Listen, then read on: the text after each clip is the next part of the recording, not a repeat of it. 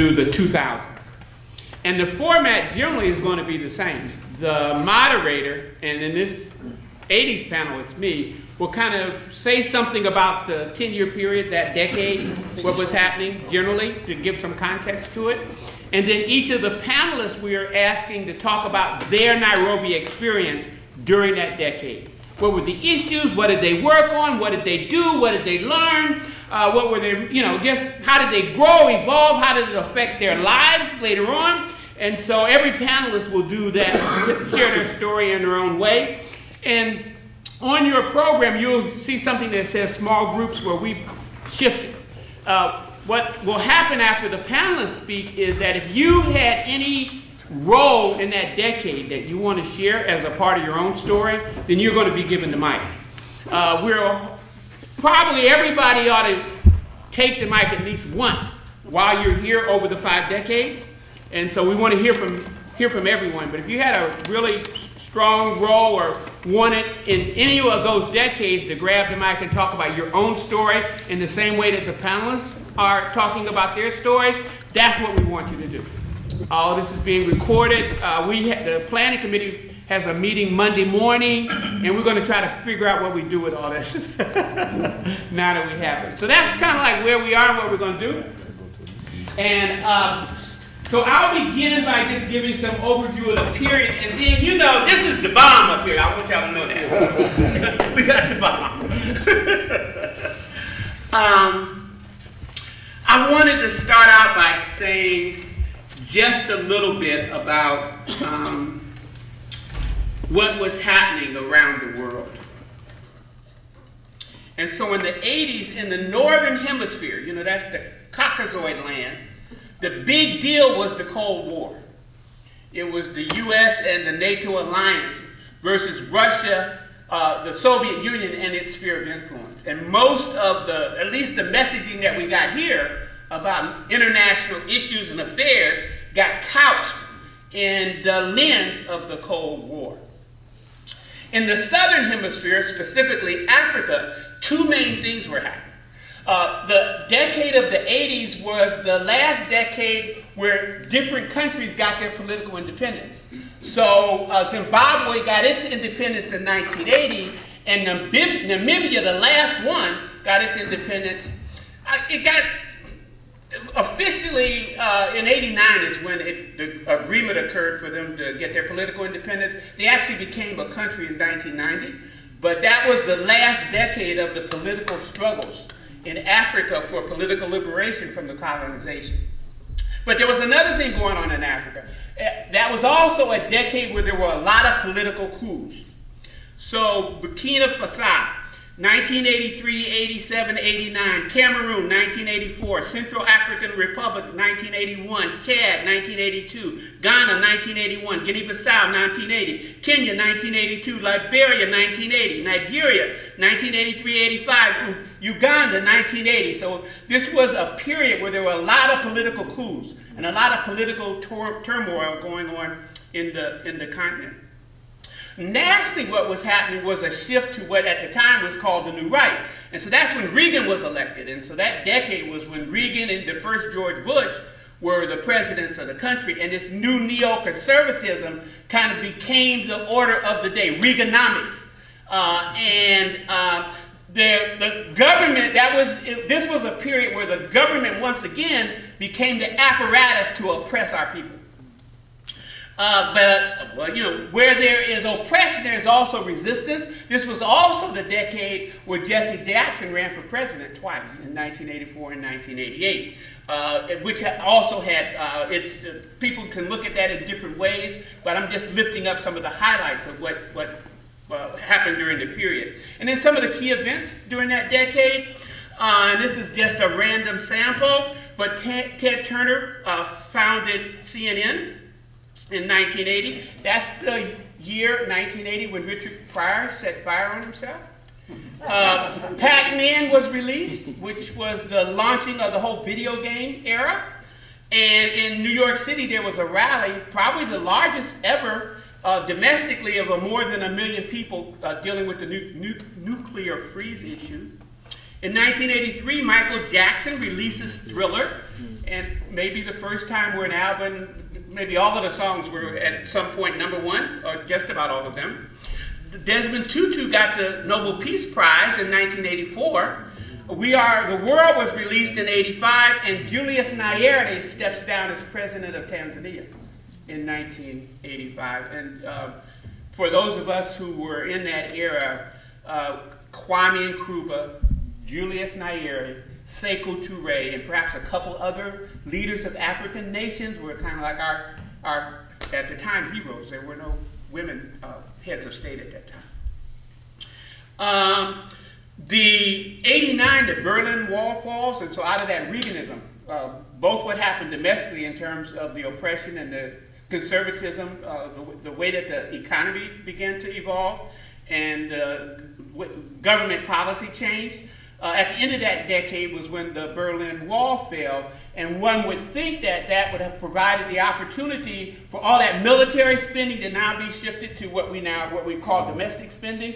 But you know, they're smarter than that. What they did was they just reshuffled the debt and kept the money in being spent on military purposes, and actually increased the percent of the budget that was going to the military after the Berlin Wall failed. In East Palo Alto, I do want to lift up something about that didn't come up yesterday about the 1970s, and then I'll talk about what was going on here in the 1980s. You know, the governing body in East Palo Alto at the time was the East Palo Alto Municipal Council, and it had no authority. And if the municipal council passed something that had no monetary or significant policy impact, then the county went along with it. If the municipal council took on any issue that had some problem with the county, or in terms of money or impact, then the county didn't allow it to happen. So the municipal council was our voice at the time, and I'm going to come back to that when I, as a panelist at the end, talk about what really happened to incorporate East Palo Alto in 1983. But the thing that in the 70s that didn't get lifted up yesterday, we talked a lot about the Nairobi schools, but we didn't talk about the independent schools that were in East Palo Alto. So roughly around 1980, there was Shule Taifa. Kofi Lamote was the principal, and Nobatu Ankwanda and Maisha Muhammad were the head teachers. Maisha left Shule Taifa, and then in her own home created Shule Nyasa Sua, and which eventually then became Shule Mandela Academy. And then the Wobogos created and founded and ran Nika Samo Imu. And so the independent schools that got created in East Palo Alto had a real significant impact on the lives of many, many people. And what I say to people sometimes wherever I go is that if you put together what was happening in the independent schools, including the Nairobi schools, what was happening on the cultural front, what was happening in terms of the mentoring and rites of passage work that was going on in East Palo Alto. Y'all remember Sisters of Tomorrow, right? Yeah. Then the young people that came up in that era that were touched by the schools, the cultural work, and the rites of passage mentoring work, they all came out right. Every single one of them, and some of them are in this, well, yesterday they were in the room. Actually, some of them are still in the room. There she is, she's one of them.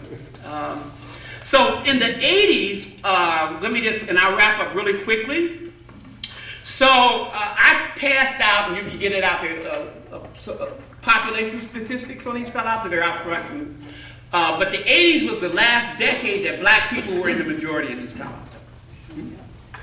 And you had the Citizen Committee for Incorporation formed in '79, and I'll talk a little bit more about that. But that committee led to the incorporation of East Palo Alto in 1983, and Barbara Mouton was the first mayor of East Palo Alto. I just was blessed to work side by side with her for over a decade, and she was a magnificent spirit. On the education front, we talked about that, but the school district started trending Latino in the 80s. Students still were not performing at or above grade level on the whole. And Sequoia Union High School District, the students were now being bused because Ravenswood High School was closed, I think in 75, 76. Yes. The Senior Center was launched. Barbara Mouton and Carmelita Oakes were the founders of the East Palo Alto Senior Center. And that first center was housed in the offices of the Ravenswood City School District, if you recall. And eventually the current building was architected and developed. So that's kind of a summary of, there's just one other piece. So police issues and criminal justice were important in the community. And so out of all that activism that they talked about yesterday in the San Mateo County Probation Department, they established a special program called Watoto, which is Kiswahili for youth. And a lot of you remember Sister Kenya and Reggie Bowden and some other folks. We're in that space a long time. The largest percentage of people always, even today, in the probation department supervision are black youth, even today. And so that program at the time was a way to bring an African or black people's lens to supporting those young people. So on every front, there was an institution created here in response to the political and social oppression and context in which we were living. That said, you know, I got Dee Uhila, I got Pat Foster, and I got Eugene Jackson. I'm telling y'all, y'all gonna make my day. So take whatever time you need. And we didn't talk about who would go first, but just talk about your own experience in the 1980s. What were the issues and what you did and what were your takeaways? How did it affect your life? Who'd like to begin? Thank you. I will.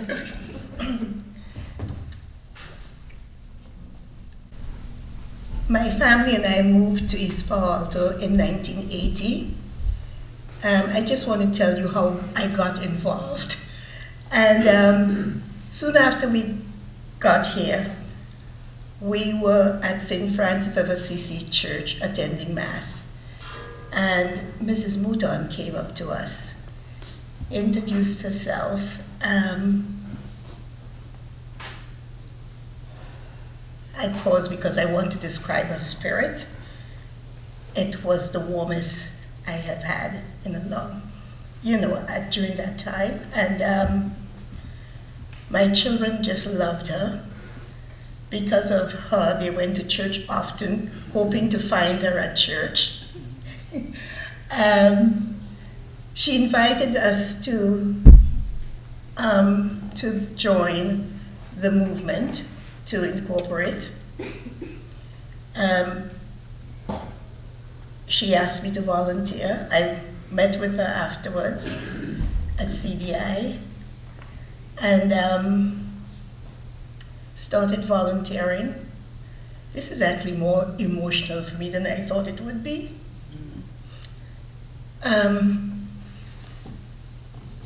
Okay, I'll get it again. And it's emotional because I met a group of women, like Carmelita Oakes, who was the convener of the citizens group that Omowale just referred to. And I joined her in outreaching in support of the incorporation effort.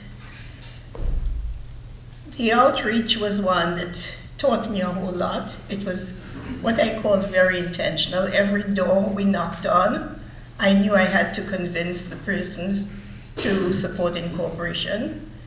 Mrs. Oakes and I knew, Mrs. Oakes especially, knew who lived behind all 7,000 doors in the town. I'm not exaggerating. This was real.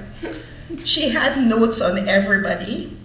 At the end of our 3-hour period each day, we would report it to CDI, or Omowale, I should say. And he too had notes all over the place. There was absolutely no way, in my opinion, with that kind of organizing, we could have lost.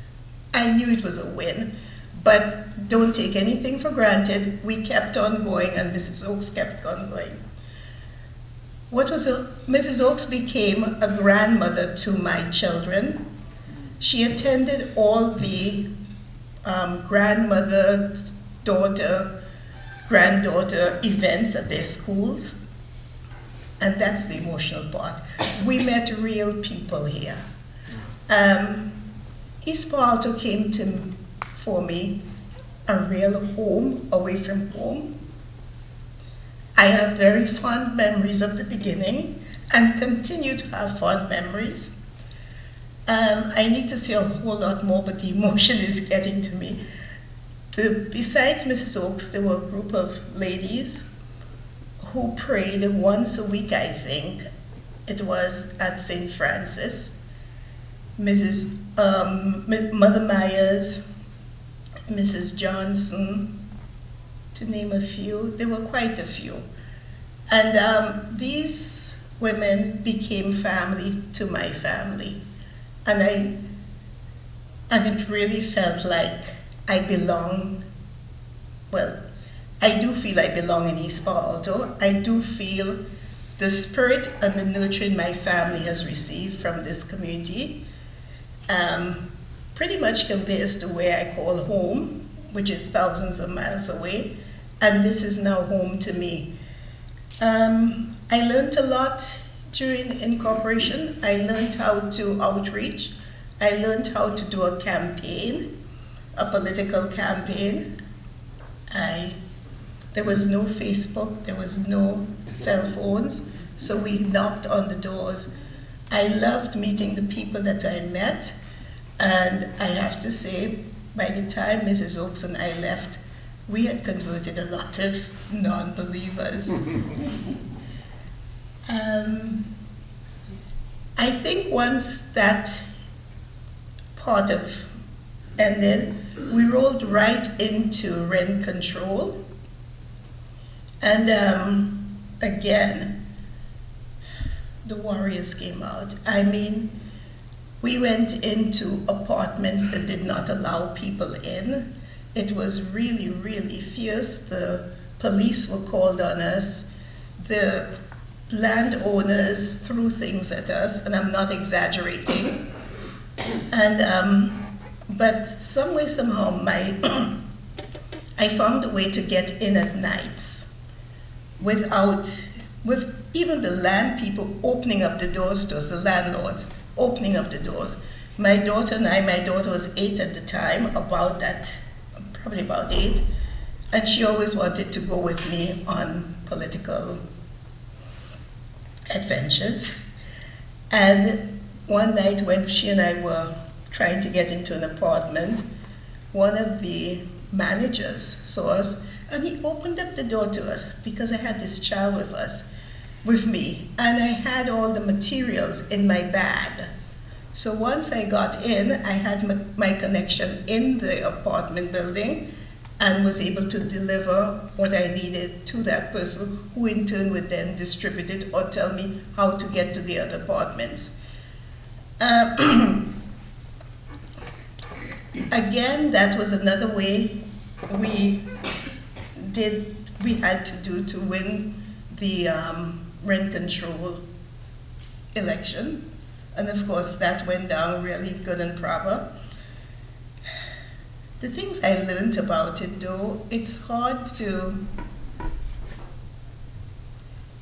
really difficult to pass on because the times are so different.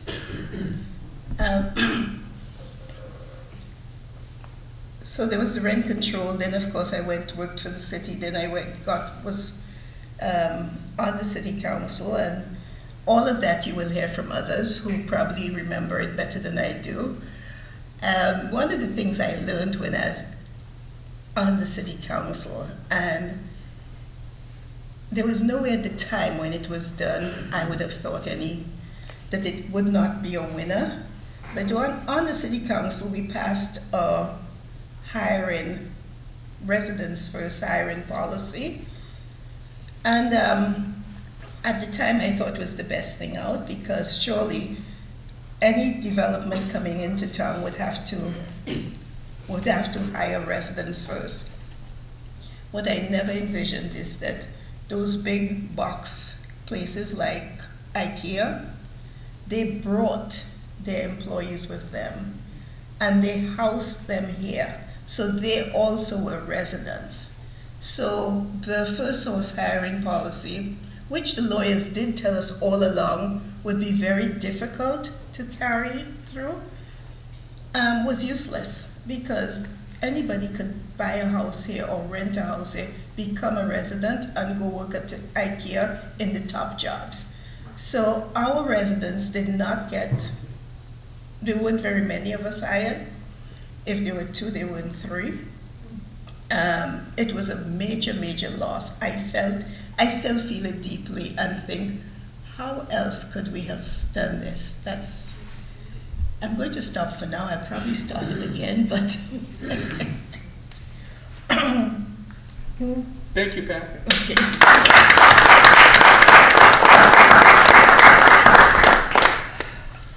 I guess I'm going to go next. Good morning, everybody. Good morning. It is so good to see some familiar faces in the room 50 years ago today. I'd like to start a little bit by saying a little bit about myself,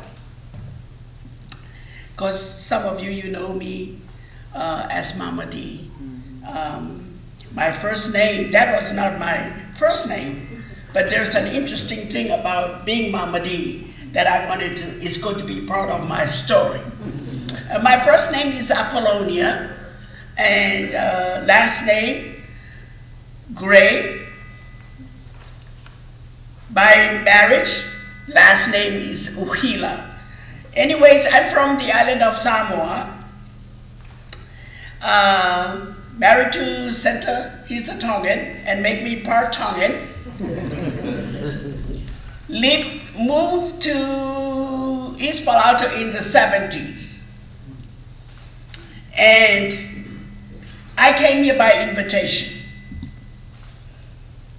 As I'm looking at the census data in front of me, the PI community at the time, there was only 600 people, okay? Only 600 compared to today. And out of these 600, a couple were family members that one went to Ravenswood School, and she called me to say, look, girl, you need to move to East Palo Alto. At the time, I was living in San Mateo City.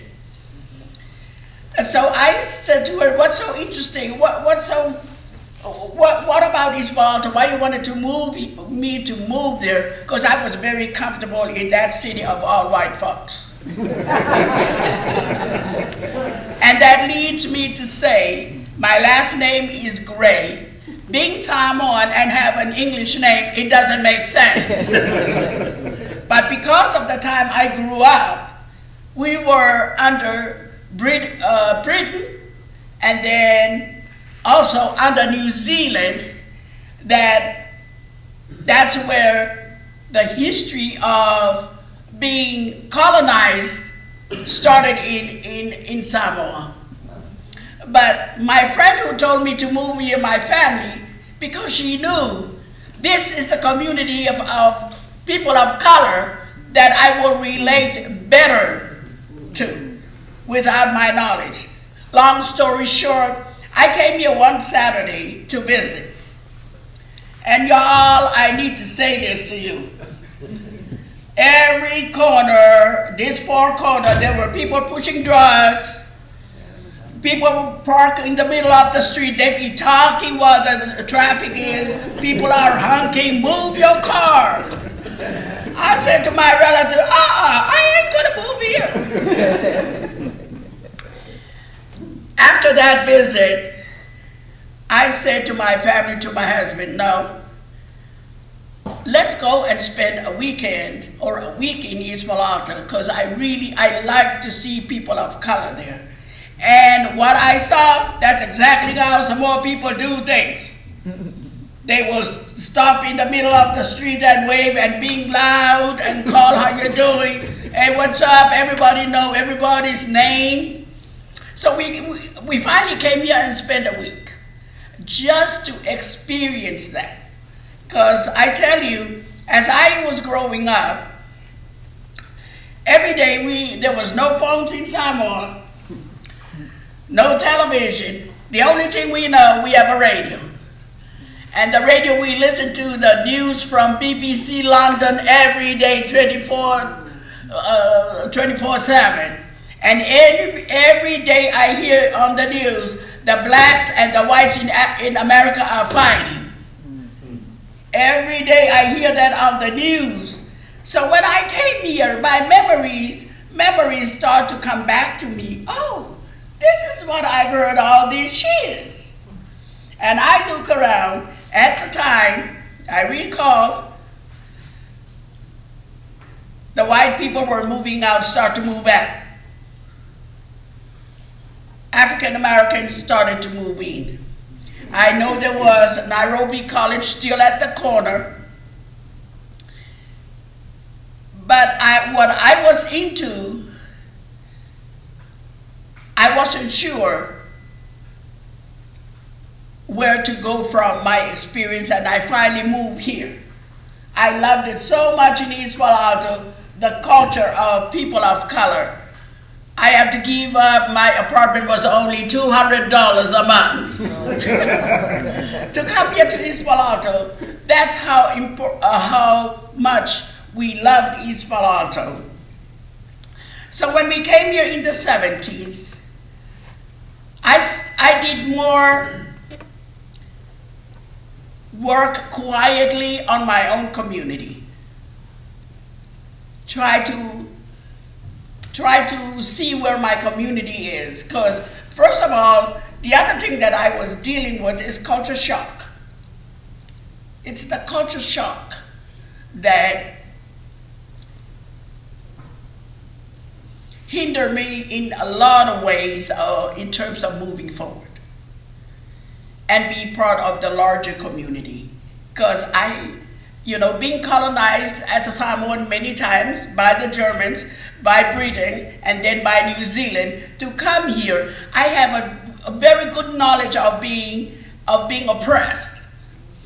And understanding that, it led me to encourage me and made me very brave to say that there's nothing different from how you lived in Samoa. The only difference is you're in America. But use your skills as you were taught by your dad and your mom how to survive amongst all of that colonization culture that I used to live. And that helps me a great deal, in my finding of East Palo Alto and get myself involved with the African American culture. And sometimes I think back about the African Americans. They migrated to Samoa. I finally came to grip. I know exactly the village where they live and where they migrate. In Fiji, that my sister Regina went there, I was there, just to make my point of connecting with the African American community in America, especially in East Palo Alto.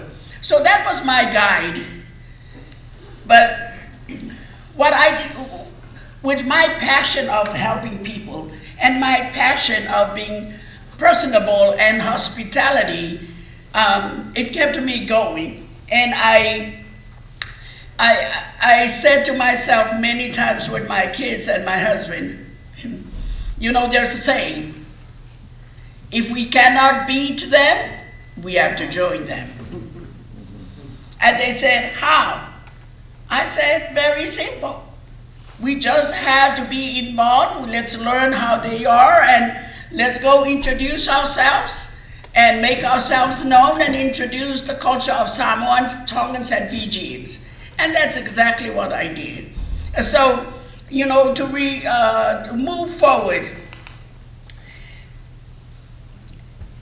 the same way you met, my sister met Carmelita Oakes and Barbara Wooton, a Catholic. I started off, I was a Catholic many years. So I decided to go to church one Sunday. And there's Carmelita and Barbara Wooton came and introduced themselves to me. And I was really taken back, the fact that they really paid attention, to me in the church. And the next thing, I was invited to come to their political rally meeting that was going on. And successfully I attended that meeting. And when I attended that meeting, there was the coalition, the Rainbow Coalition, right, Brother Omowale? And I joined that immediately.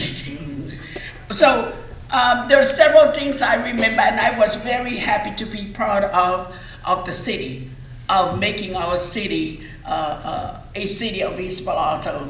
Even though that I didn't have all the information and all the history, but I followed the guide of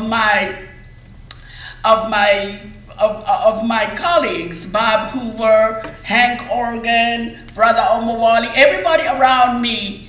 I follow them, watch, see, like the saying, what you see is what you get. I keep on watching them and follow them. So in the course of my working, I also worked with the city of East Palo Alto under the guidance of Bob Hoover and created the community services department that we did not have one before. And our office was over on Bell Street where the senior center is now.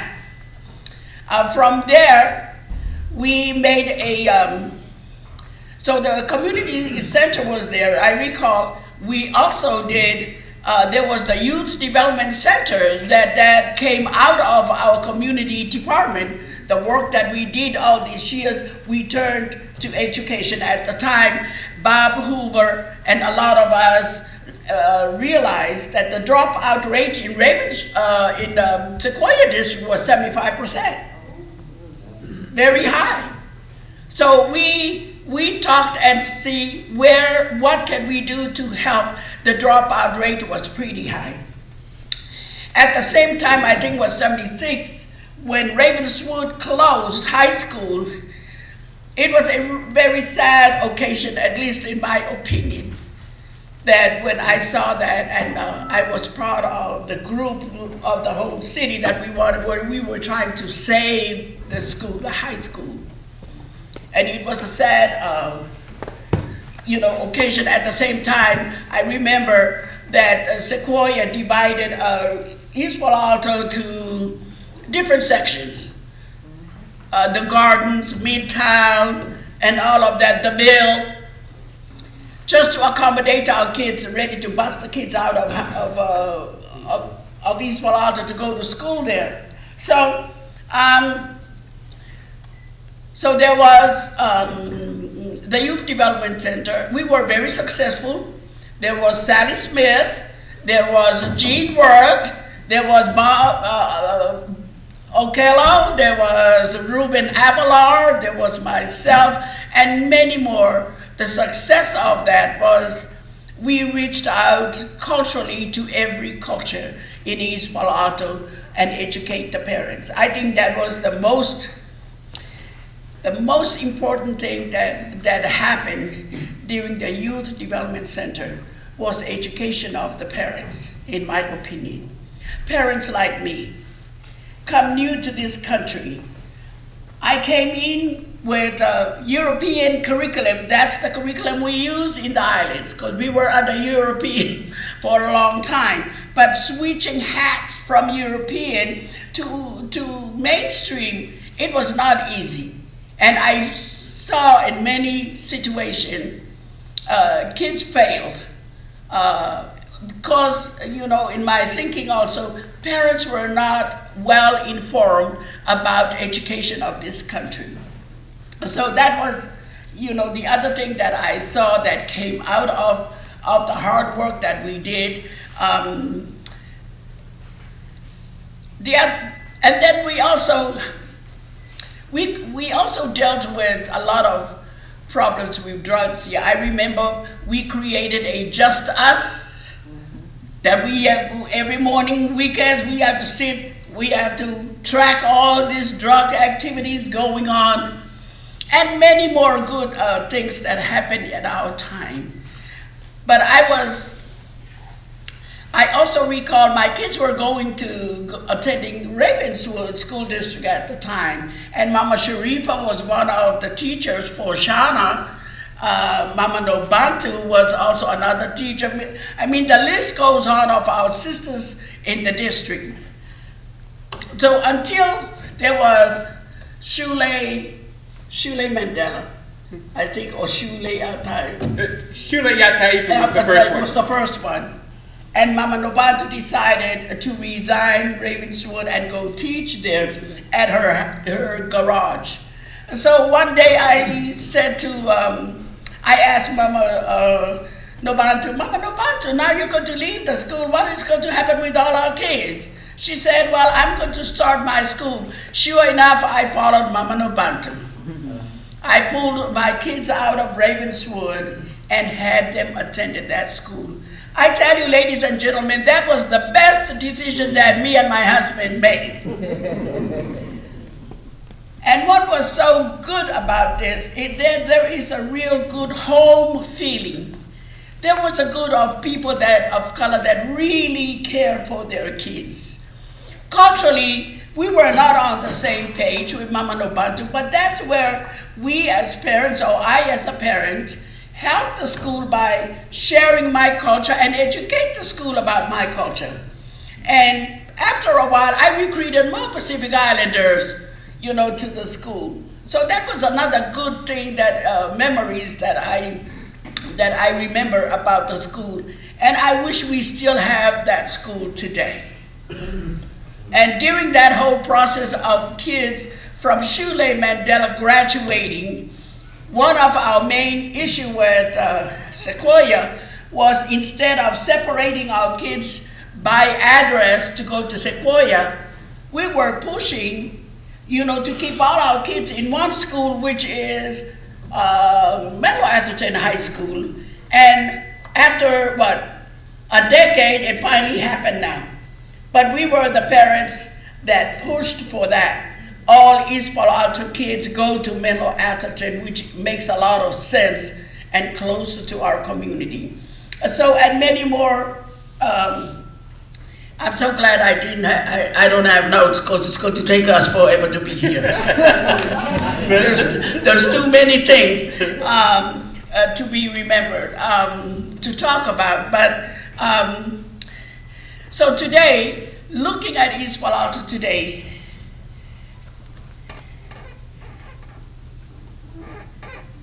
I wished we knew then 50 years ago that there's going to be Amazon, Facebook, so we can cut a plan for us people of color how to deal with that. But we didn't. We didn't even think of creating more leaders, political leaders. And I thank you. I remember Leadership Training Academy, my hat off to Brother Omowale. That was the best program. That it was, all kids were required.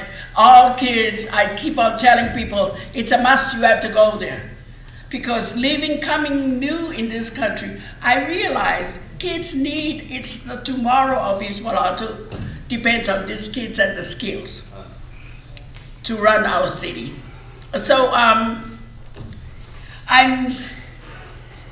this time, now I wanted to throw the towel in a long time ago. I said, I'm too old to continue doing this work. But my heart, I cannot let go of a lot of things. Especially we don't have, I heard somebody mention the fact that we didn't institutionalize a lot of these things that we're doing, or in the archives somewhere that we can teach the rest of young people today. So I am still hanging around, to give little support here and there, to see young people, moving forward, with the hopes that they will take over our city, but they need our support to do such. So I'm going to stop right here and thank you very much for listening to me.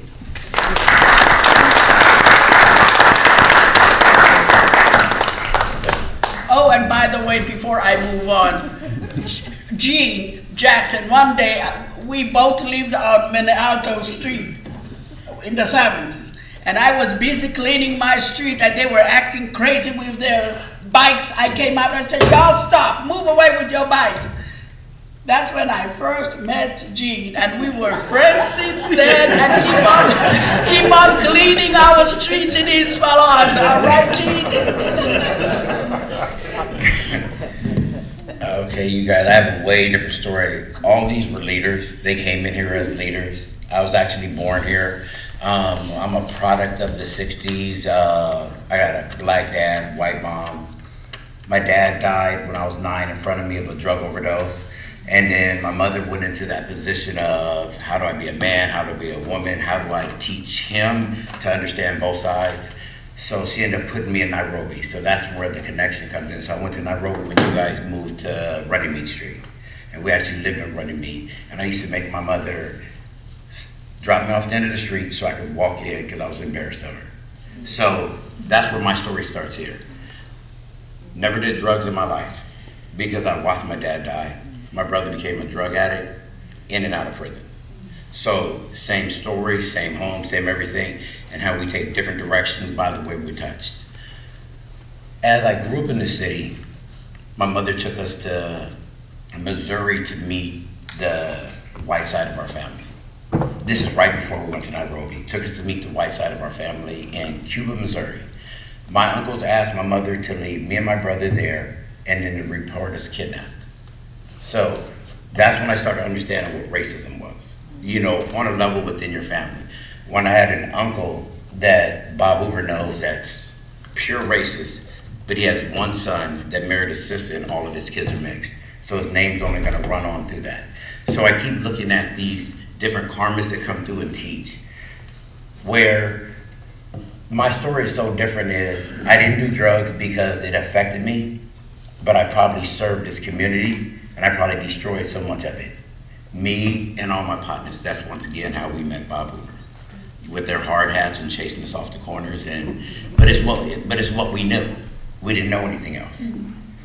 And then when I listened to all the leaders, I listened to all of the things that come from the past. Like before my father died, he had the Negro College encyclopedias. So when he died, my mother saved those for us.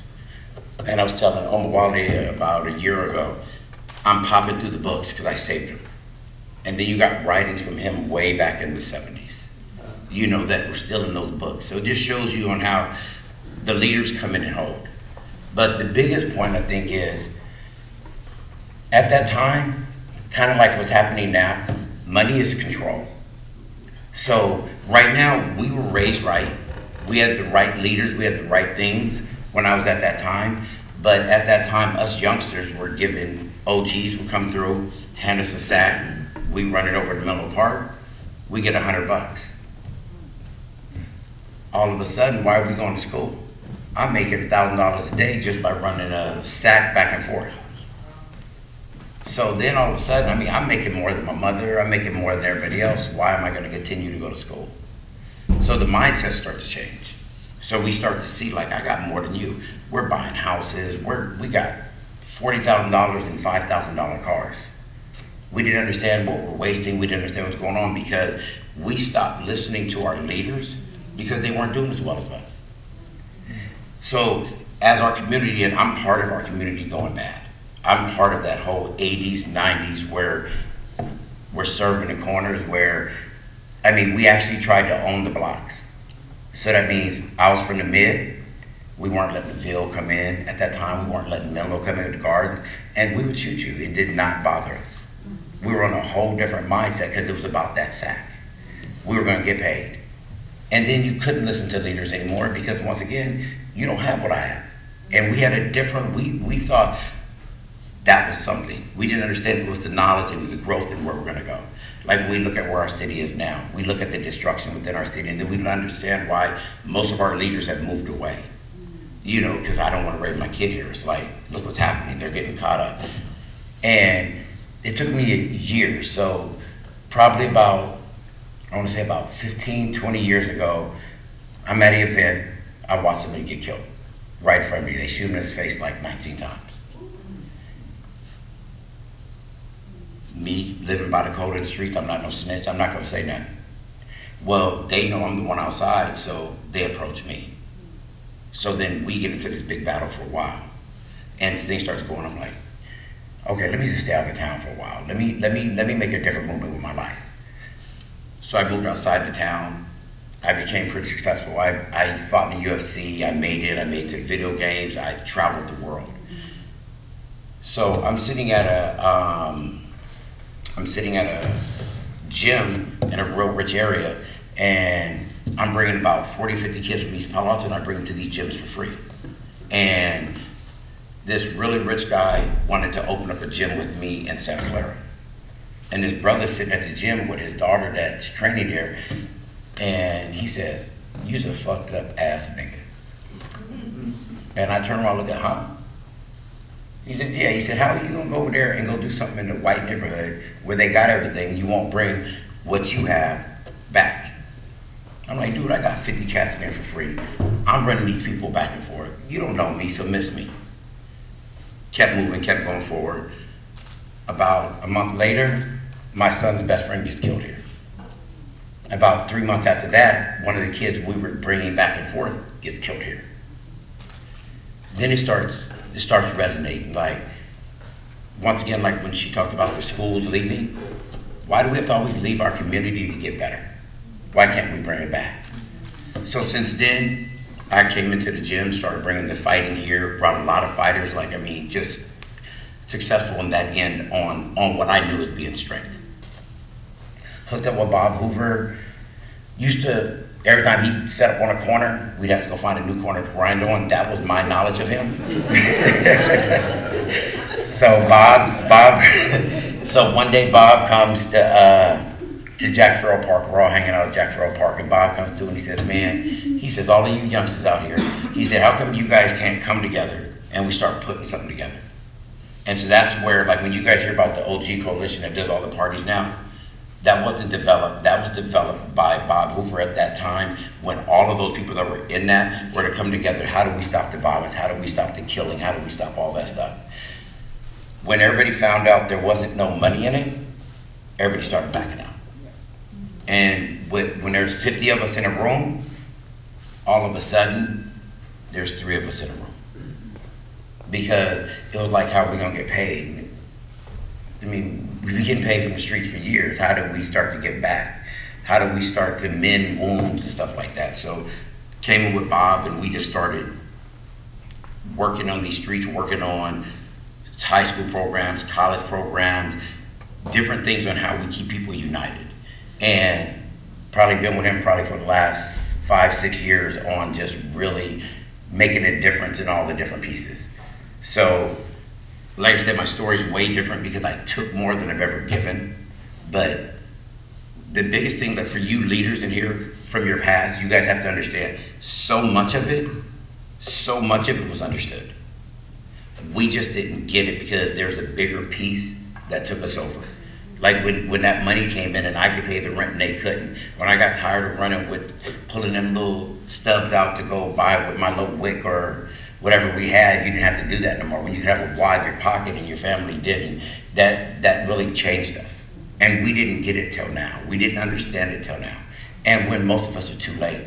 The sad thing about it is the generation from our generation, the 80s to now, we have lost probably, I want to say 6 generations easy. So if you go, in my generation, they started becoming drug addicts, really heavy. It became an epidemic. So then you gotta think those are grandmothers now. And all of those kids keep falling down from that. So that's our financial literacy is gone, our educational source is gone. What we believed in from you guys, because I came from an era where you guys taught. They come from an era where they're not being taught. So if you notice how we're losing our community, and the sad thing about it is we migrate to the same places. So when we look at Stockton's, when we look at Fresno's, that's where all of us go. We just look for a place to survive. We keep putting Band-Aids on our wounds instead of learning how to heal them.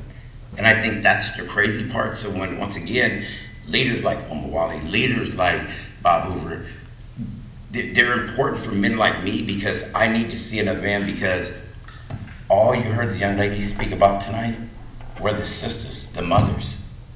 And we missed. So we are only going to listen here so long. They can only say so much to us. So we need our men back. We need those strengths in there. And I know me not having my father in my home changed a whole lot, because I had to become him by any means necessary. And so the hardest part is, how do we walk back into our neighborhoods? Tunde can tell you, I fight with the schools, the colleges. Whenever I see sororities and fraternities, and you brothers made it, sisters made it, I need you to come back. Our kids need to see that. When I'm in a Black student union at 90% of the schools in our area, and I'm seeing Polynesians and Latins overrunning them, because we're not in tune with us anymore. That's crazy. And it's sad, because we want to get on somebody else's hype, because we lose our own. And so I think we have to start grabbing the people we believe in, the people who have the mouthpieces on them, the people that have the success behind them, the people who've done something we can go like, that's me. And it's majorly important. So, like I said, once again, I don't have the fixing part, but I can tell you the damage, and I can tell you the damage will outdo the good if the good keeps walking away. You know, and it's crazy. It's like I said, our community, it's like we're doing a big softball game at the park today, and I have to bring out about 30 people that are just going to police the area, because people are already talking about getting at each other, because our mindsets are so broken. And so these are the things I keep trying to say. How do we get our leaders in? We laugh and we joke and we flow. And how do we get our men back? Because our women are going to be there. They had to be there when we were incarcerated. They had to be there when we were on the run. They had to be there when we were doing everything else. But the most important part, how do we get our men back? And I think that is so important. Thank you. Thank you.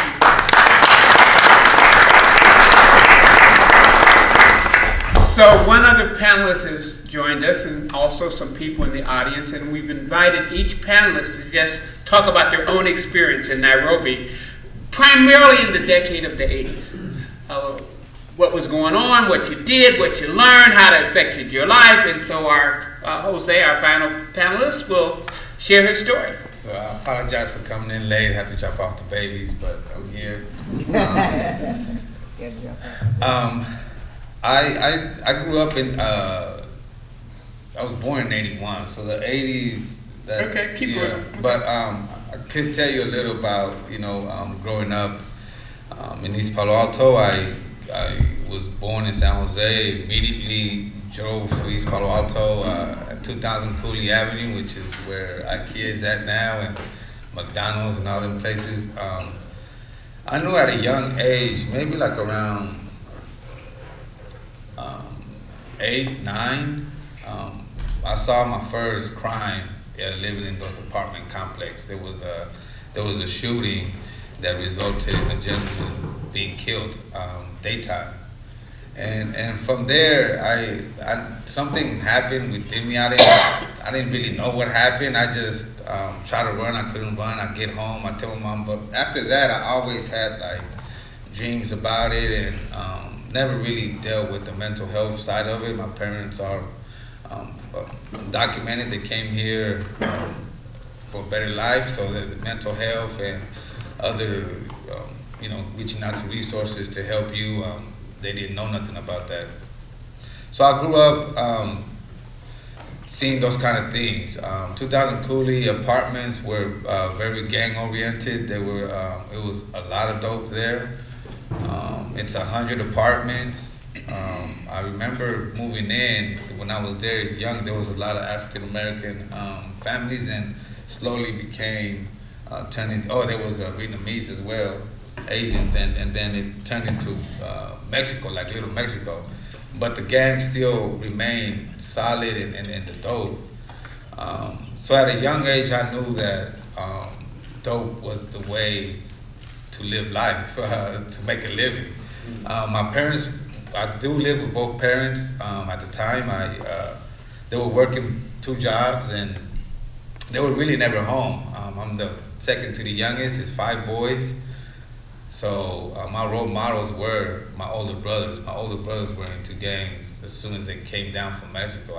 It's just something weird just happened. Like the gang life kind of just like infatuated us for, yeah, I don't know, it's just weird. But I'm looking back at it now. But those were my role models.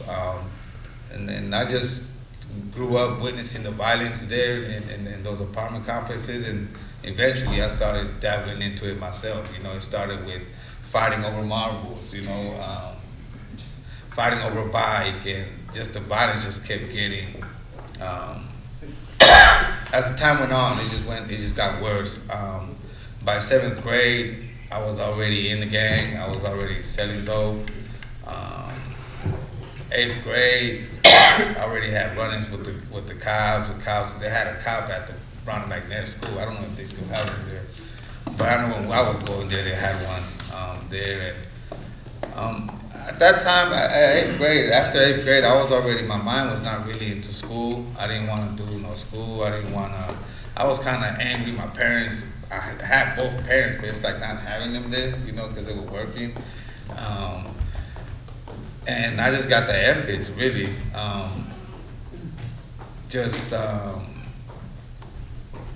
By high school, I dropped out in 10th grade and decided to just live life, you know, on the streets. And it didn't bring me anything good.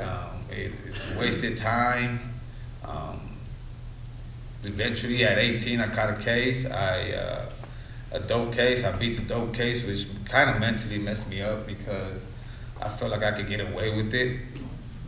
And so I kept doing it up until my early 20s. I did another crime that actually really sent me to prison this time. And I went, did 3 years. I got out, was out for like 2 months, went right back in for another year, was out maybe 4 months, and went right back in for another year. And it's just, and the last time I was just like, you know what, I'm kind of done. I can't do this no more. So I get out, and my parole agent tells me I have to go to this program, and I'm like, hell nah, I ain't going to no program, because I never had a drug and alcohol issue. It was more the gangbanging, you know, and it's in my family, you know. It's all we know, you know, and sure enough, he said, if you don't go, I'm going to send you back to prison. And I go to Fiat Last, and then it's at Fiat Last. So I'm like, hell no, I definitely ain't going on Fiat Last. And, you know, it's just because in the streets, right, it's the mentality we have, right? Oh, that's where those folks go, and, you know, you feel you better or something, you know. But once I got there, it changed. It really, really changed my life. I met David Lewis. And I already knew a little bit about his story. I had read about him when I was in San Quentin. I just had never met him. And so I met him. I met Mr. Hoover. And Mr. Hoover really was the one that kind of like took me under his wing and just showed me a different life, taking me to Stanford to go speak to Stanford. And, you know, just going out to the wilderness, just go see trees in the mountains, stuff I never really did, you know. He did that for me, and just I just started applying everything he was teaching me, man, to live a different life, you know. And just like Eugene was saying, I feel like I did a lot of damage here too. I never want to leave East Palo Alto. I think there's a lot of work to be done here. I think with our lived experience, I think we can help out the generations to come and help out the men, you know, the young fellas that are going to become our men in the future.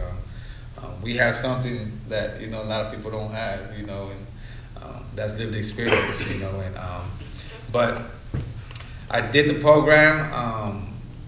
It was life changing. Unfortunately, Mr. David Lewis ended up passing away. Our graduation kind of turned out to be his memorial, and you know, even that just shows how even Mr. David Lewis, what kind of clout he had, right, so to speak, like in the art terms right now, clout, you know, clout chasing. But he had clout because, you know, the David Lewis Center, for a parole program to come after a tragic situation, it's an unfortunate situation. A law officer had to die, you know, in the line of duty for something like this to happen. And I applaud the EPA-PD as well for doing that. I think it takes a lot to partner up with someone to help the formerly incarcerated after one of your fellow officers got shot by a local gang member, you know. So it's a very unique situation. I think that speaks to East Palo Alto, that we are unique. Unique stuff happens here. EPA, PD does want to help, you know, but they also have a job to do, you know. And so if you're out there doing what you're doing, don't get mad at them. But you know, because they did that, you know. The surviving wife could have felt any type of way and just said, bring the hammer down on these folks, or even the police chief could have done that and just said, you know, we're gonna get every gang member. They kind of did hit a little bit, but it's something good transpired out of a tragedy. And even then, once it reopened back up in 2012, the EPA PD put half of the budget, and the city of East Palo Alto put the other half of the budget to reopen the center. And that's when I got hired, 2012, to work for the David Lewis Reentry Center with Mr. Hoover and Ms. Dolores Farrell. That's pretty much it. That's what I'm doing now is I'm talking to kids in schools. I still go to Stanford. I work helping the reentry population. So when ladies and gentlemen come home from state prison and or jails, they can come into my office. We'll provide mental health services. We got a therapist, a psychiatrist for medications, bus tickets, bus vouchers. If they have ID and then Social Security card, they could work within a week. And we have a warehouse where they're working for up to 6 months. We have outings. We try to do the same thing, the same spirit that David Lewis and Mr. Bob Hoover had at the center. We just try to keep that going and give it back. We take them to the zoo. We have ice cream socials, just something. Because I know what Mr. Hoover did. You know, I know when he took us all out, it was a whole bunch of us, and people try to sneak some alcohol here and there. And Mr. Hoover was on it.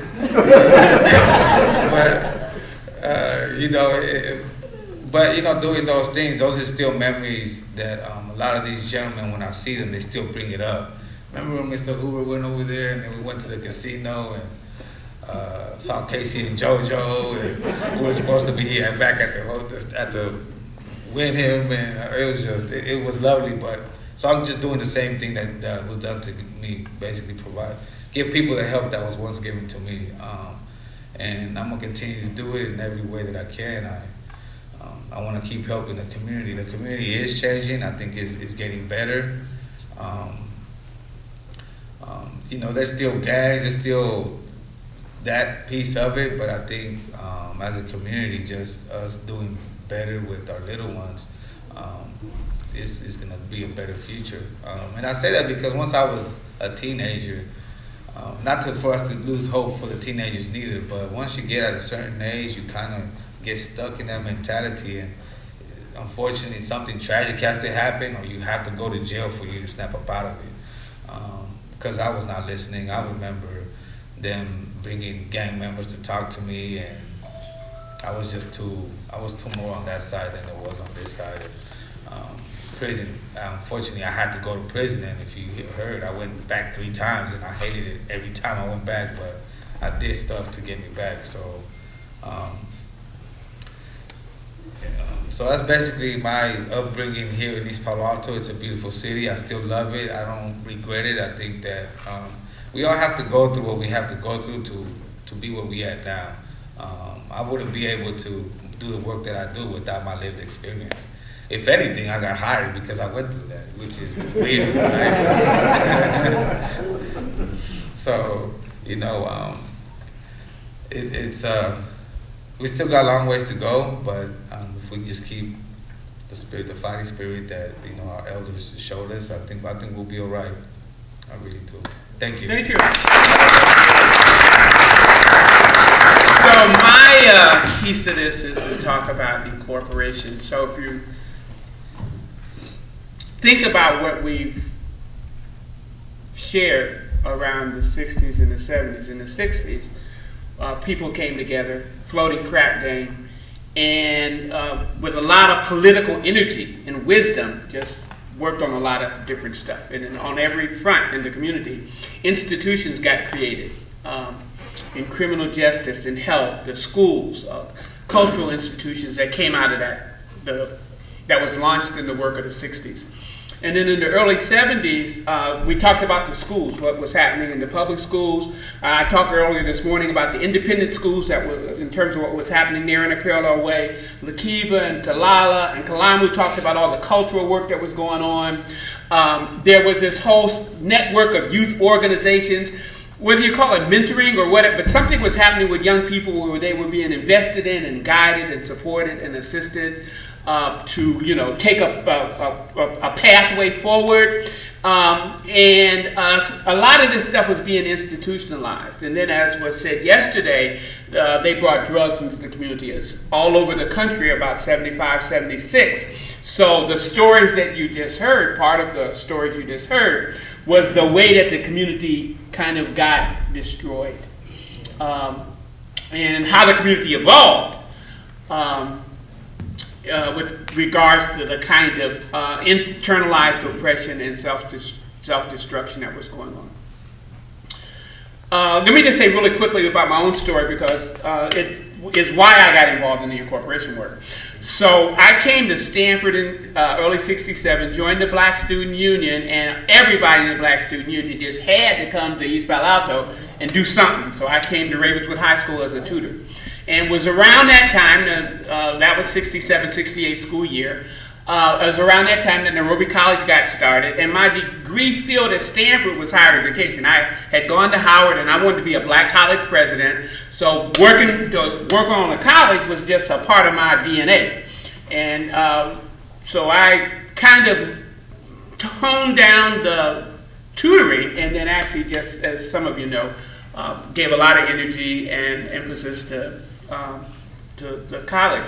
But out of that space, what became this whole notion of community control, self-determination, these concepts just kind of I was imbued with these concepts. And while everybody that was active was working on their thing, somehow I always gravitated to the political.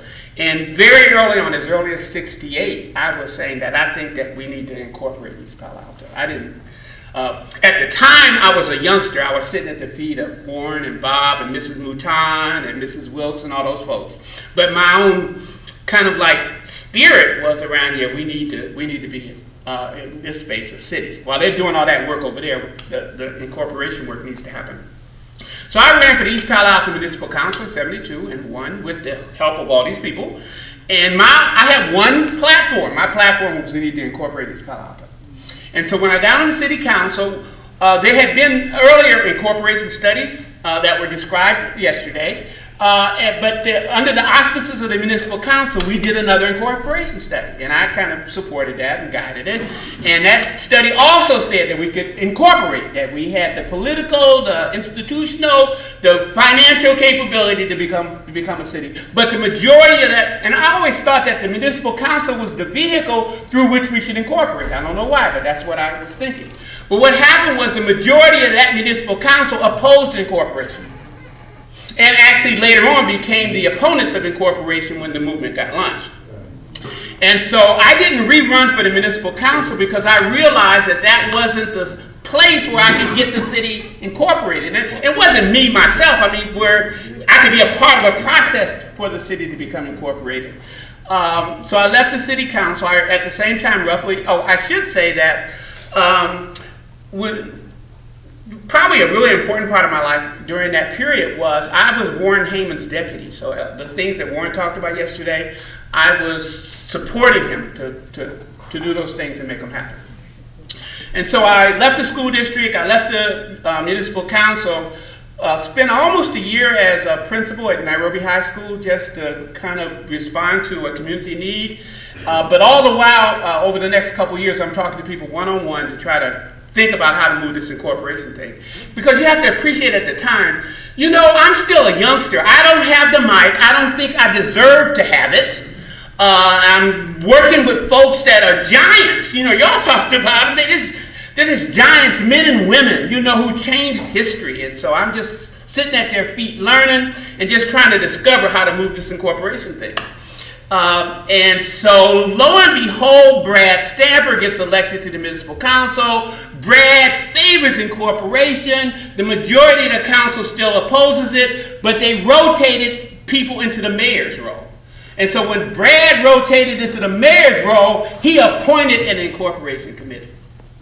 And he appointed me the chair of that committee, because we had been talking and thinking about it. And at the first incorporation meeting, we decided that even though we had been appointed by the municipal council, we would not work under their auspices, because we understood that the municipal council was the vehicle through which we could not be incorporated. And so that's kind of like the part of my story that connects to the incorporation work. So I was the initial chair of the incorporation committee, and one of the things we had to do was a feasibility study. So the process that you have to go to an agency, a county agency called the Local Agency Formation Commission, or LAFCO. They have to approve it. Then it has to go to the Board of Supervisors. They have to approve it. And then it comes to the citizens for a vote. So we needed to then raise the money to do the study to submit to LAFCO to demonstrate that we would be able to run an effective city. And so, you know, Hugh Burrows, once again, you heard about him the other day. He was at the Hewlett Foundation, and he gave a grant to the Community Development Institute, CDI, but he also said, Omo, if you're running CDI and you're also running the Incorporation Committee, I think that's a conflict of interest, so you got to make a choice. And so I stepped down as chair of the Incorporation Committee, and this marvelous woman, you talked about it, Carmelita Oakes, was elected to the chair and chaired us to the end. And then I became kind of like in today's jargon, maybe the lead organizer or the campaign manager or coordinator. We didn't. There was no title, but you know, just to give you a sense of what the work was. And so we started meeting in '79. That's when the committee was appointed. We met every week for 4 years to '83, when we became a city, with two exceptions. Once, the night that we lost the first election, we just had to take a night off to regroup. So we didn't meet that week. And then a couple times during the course of the 4 years, our meeting night fell on a holiday, so we wouldn't necessarily meet on those nights. But the people that were involved, it was about a core group of about 25 people, we met constantly. And the second thing that we did on the first night, besides deciding we weren't going to be dominated by the municipal council, was that this group was only going to work on incorporation. We weren't going to work on anything else. And so people would come into a meeting and say, well, this problem is going on in the community, y'all need to get involved. We said, no, this is people individually here, thanks for sharing. They might join you and support you, but here, all we're going to work on is incorporation. And that's all we worked on for 4 years. And so we hired a lawyer to represent us in the process. We hired the individual from SRI. There's a piece of this story. The lawyer was Tom Adams, the person that wrote the incorporation study. His name was Tom Fletcher. He was at SRI. So the LAFCO staff opposed the incorporation of East Palo Alto, and probably a bunch of other people at the county. And so they hired a guy named McDonald who did a study to show that we shouldn't incorporate, that we didn't have the financial capability or the institutional capacity to incorporate.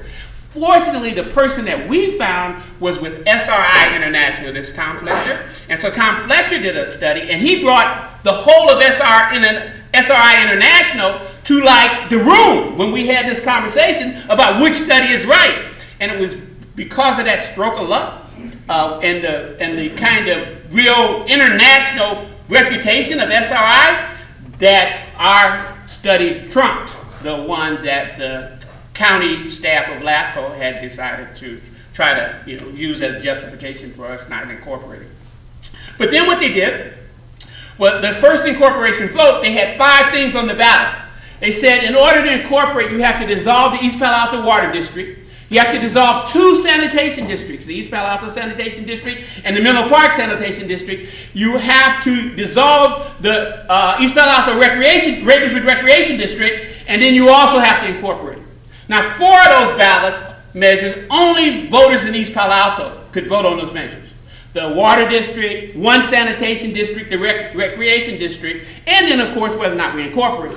The Menlo Park Sanitation District not only served East Palo Alto, but it also served part of Menlo Park, and so the Menlo Park residents were able to vote on that measure, and they voted against it overwhelmingly, and the first incorporation vote lost, 25-30 votes.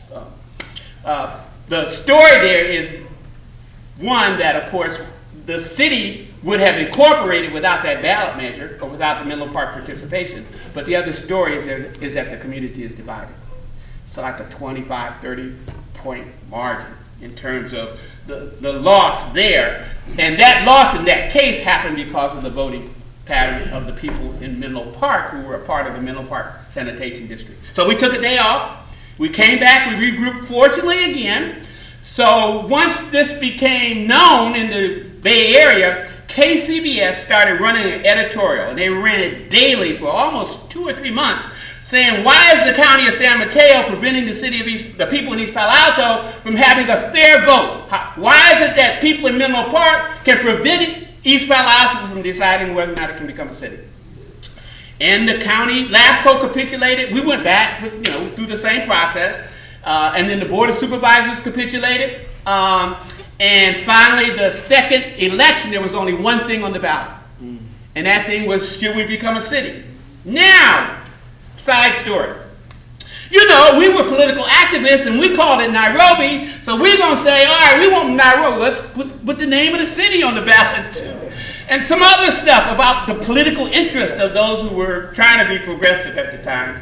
And I don't know who told me this, I'm telling you, but somebody pulled me aside and said, look, if you put the name Nairobi on the ballot, if you put this other stuff on the ballot, people that oppose those things will also oppose the incorporation. So just put one thing on the ballot. Don't add other measures to this election. And then if you want to make other changes about the name and some other things, then you can do it after you become a city. Well, that was really great advice because we won the second election by, again, less than 30 votes. I mean, the city was divided, if you follow me. And I'll wrap up in a moment. So on the pro side, what you had is it wasn't just the incorporation committee. There was another group headed by Charles Price, and Pete was involved in that, and some other people who were also working on incorporation. But the incorporation committee was really the central force and went to and led the formal process for us to become incorporated. But the issues were, and not in order of priority, the municipal council, we were in the Pan-African, Black Power, Civil Rights movement, so there was no self-determination. We had a municipal council. People wanted political self-determination. There were always these police issues with the sheriff's department. The county was getting money because of the demographics of East Palo Alto from the feds and the state, and we didn't benefit from that. So the whole control of resources, and then the county was making all the decisions about land use in East Palo Alto. So those were the 4 things that kind of drew people to the pro-incorporation side. Those who opposed incorporation, their main arguments were the homeowners. If we become a city, the city will fail, the government will come in and take your property, and you'll be homeless. That's basically what they were telling the homeowners at that time. And the support for that, well, we were pretty clear that we were going to institute rent control when we became a city. And so the support for the opposition came out of the absentee landlords. They financed that whole thing. So we win the second election, and Pete McCloskey is a prominent congressperson from this area. He had resigned from Congress, and he becomes the lawyer for the opposition. And he takes this whole matter to the Supreme Court. Now, what we find along the way is, as all of you know, as was mentioned yesterday, everybody that was involved in the leadership of the incorporation movement, we were under FBI investigation. There's absolutely no question about it. And we know that. We have the data and the facts to validate that. But the essence of their lawsuit was that voter fraud had been committed. And essentially it went to the trial court, and the trial court rejected the argument. It went to the superior court, the next court up, the appellate court. They rejected the argument. Then it went to the Supreme Court. McCloskey has taken this all the way up. And our lawyer, Tom Adams, is like working pro bono at all these levels to represent our case. And then it goes to the Supreme Court, and the Supreme Court will not hear the case, which means then that the trial court's decision would stand, and that we then, that allowed us to become a city on July 1, 1983. But what most people don't know, and what I'm going to ask Martha Hanks to talk about, is that the voter fraud whole thing was around these 15 votes. And it was argued that someone who was a part of the incorporation side was collecting ballots and submitting ballots illegally, and so therefore there was this voter fraud. And of course, the bail bondsman was the person that this was targeted at, her father. So say a little bit, Martha, if you would, about what's going on, your own experience about the incorporation stuff. Well, I'd like to say I spoke to, can everyone hear me? Yeah. I'm using my outside teacher voice. Okay. Can I do it? Okay. Quick. It's gonna be quick. Here you go. I'd like to say that I think my voice. Okay. Yesterday, I spoke to Ruben Abrika, and he talked about how people were treated when this vote came. Mrs. Muta, I worked at Nairobi Day School. I worked very closely with Gertrude Wilkes and Barbara Mouton, among others. And the incorporation issue really divided the community. Gertrude Wilkes was against incorporation, and Barbara Mouton was for it. So there were, families were divided, pros and cons and so forth. So it really hurt our community in terms of, the issues of who were voting for what. And so I think eventually they mended their, the Mouton Wilkes after years finally got back. But they were like sisters because we were, we were really close. So anyways, I'm just going to read the final, after the second trial, I'm just going to read the 15 vote issue that happened with my dad, Joseph Goodwill. The court said, finally, while the court acknowledges that 15 ballots reached the intended voters, the court omits the fact that all of the ballots mailed to Joseph Goodwill were sent there after a discussion with the voter or a relative of the voter and with the knowledge and consent of the voter. So those 15 people were Ashford, Brown, Fontenot, Gilbert, Harmon, Julian, McGee, Mitchell, Ernest Smith, Ronnie Smith, Sullen Smith, Whitefield, Williams, Mildred Simon, Rosalind Simon. Thus, contrary to the court's characterizations of the evidence, Joseph Goodwill did not unilaterally designate or appoint himself as the person who would receive and deliver the ballots. The voters themselves did by signing their applications authorizing the clerk to mail the ballots to Joseph Goodwill's address, pursuant to section 1006B. Under these circumstances, there is no reason to invalidate these 15 ballots. For these reasons, the county respectfully requests that this petition be granted and that after reconsidering its decision, the court issue a new decision affirming the judgment of the trial court, and it's dated September 13th, 1984.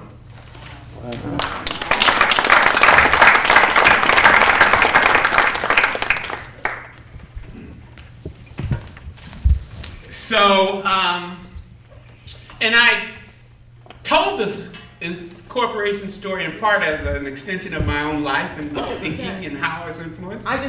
One more thing that Ruben mentioned to me.